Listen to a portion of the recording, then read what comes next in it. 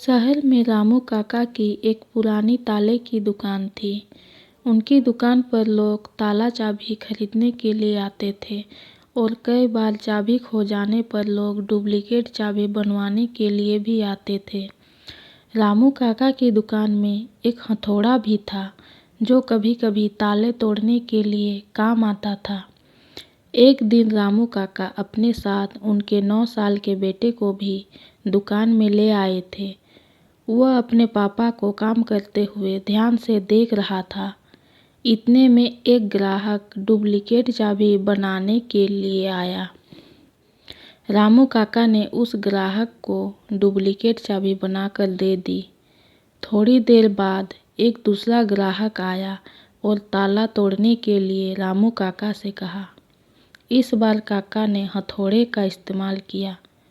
रामू काका का बेटा ये सब ध्यान से देख रहा था।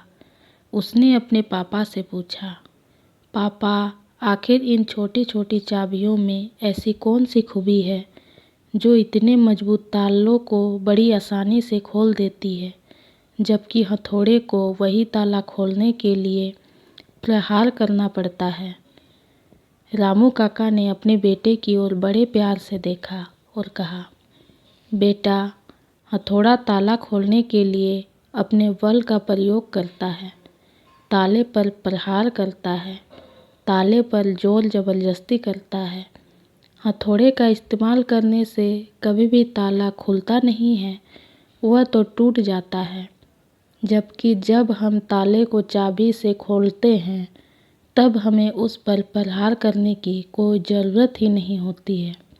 चाबी ताले के अंदर जाकर अपनी जगह बनाकर बिना किसी प्रहार के उसको आराम से खोल देती है। पिताजी ने अपने बेटे को ये भी समझाया कि हमारे वास्तविक जीवन में भी ऐसा ही होता है।